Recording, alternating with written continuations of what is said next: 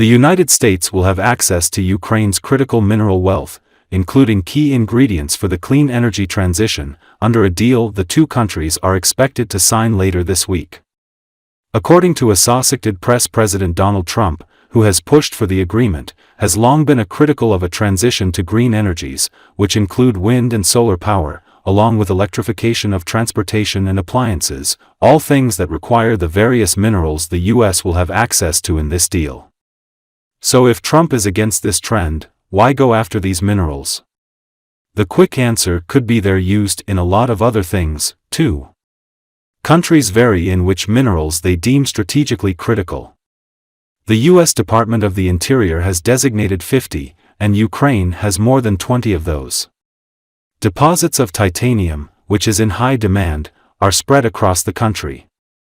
Titanium is used for making aircraft wings and other aerospace manufacturing, for marine uses, chemical processing and medical devices.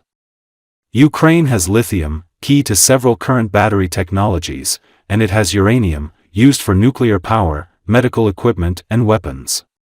The country also has graphite and manganese, both used in batteries for electric vehicles.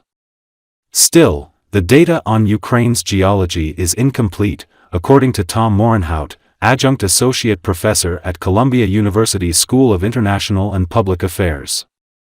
The maps date back to when Ukraine was part of the Soviet Union, which dissolved in 1991. So it's not clear how easy or profitable it will be to get the desired materials out of the ground. Some of the mineral riches lie in parts of the country currently occupied by Russia.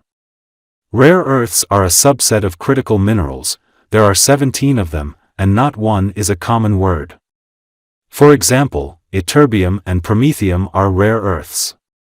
Rare earths are important for many kinds of technology and electronics, including medical care, military, aerospace as well as clean energy uses. Ytterbium is used in infrared lasers, chemical reactions, rechargeable batteries and fiber optics. Lanthanum is used in batteries, specialty glass for eyeglasses and in camera lenses and in petroleum refining. A single piece of military equipment can require hundreds of pounds of a rare earth. Contrary to their name, rare earths are not necessarily rare. However, they do often occur in low concentrations, making processing complicated. It's mainly China that excels at this processing currently. The Trump administration has steered clear of clean energy policy in favor of its energy dominance agenda, focused on oil and gas.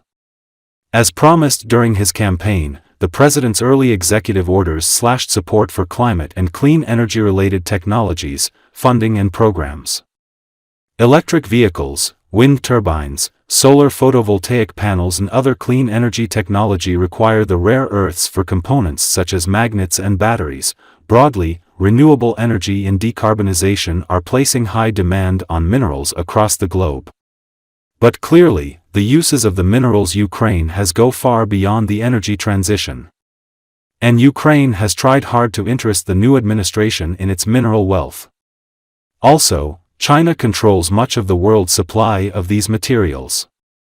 Opening access to Ukraine's supply could reduce U.S. dependence elsewhere.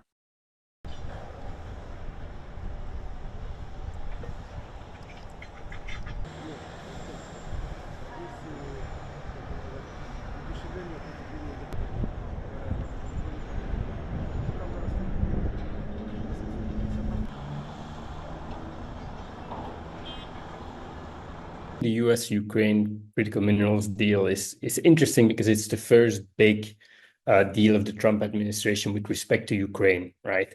I do believe that to a certain extent it has been a bit exaggerated, right? I think Ukraine has a lot of interesting hydrocarbon resources, oil, gas, coal, right? On the critical mineral side of the equation, however, they have resources, but that doesn't necessarily mean that those can be extracted profitably. So there was a lot of talk about lithium and rare earths. And actually, those deposits, the information we have about them is from the Soviet era.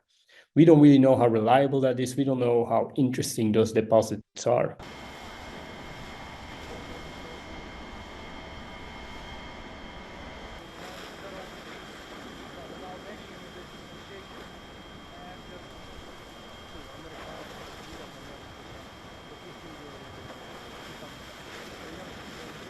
And in addition to that, some of the most interesting rare earth deposits are actually currently on Russian occupied territory.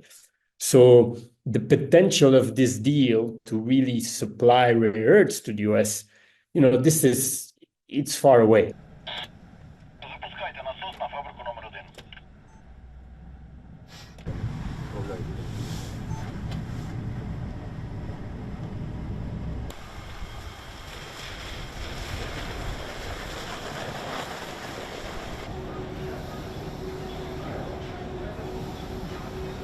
Critical minerals are generally used in three big applications, if you wish. Digital economy, so semiconductors, stuff like that.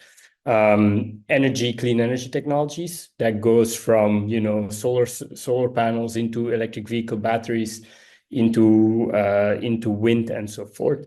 And then number three is defense applications.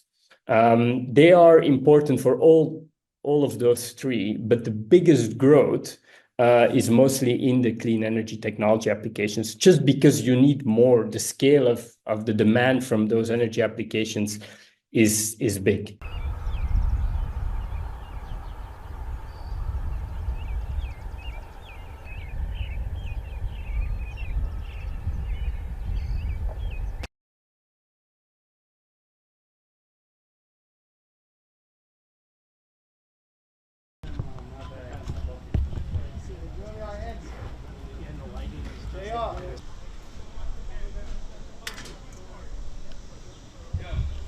To the credit of the first Trump administration, they have always put critical minerals as a very important policy priority because they knew they were so heavily reliant on China. So already then you had the first big initiatives in terms of assessing our vulnerability, making sure we have government positions that look specifically at diversifying those critical mineral supply chains.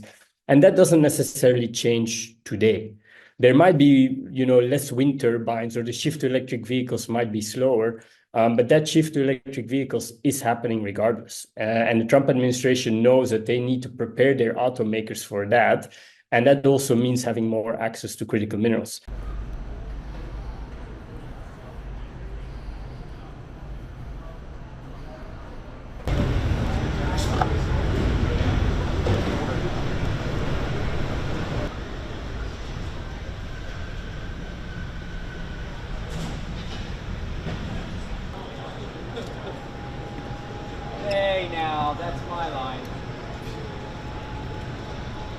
Something which is very clear with the Trump administration now is that they are very interested in connecting the US to critical minerals deposits in the world. Greenland, Ukraine, it's the same story, if you wish, right? And that's a good thing, by the way. Because again, investors are kind of not super keen on investing in new critical minerals projects. So having a more active government involved is a very good thing. That being said, one big problem of the United States is the processing and refining of those critical minerals. And whether you have a very successful deal in Ukraine or a very successful deal in Greenland, that doesn't change a thing to that bottleneck.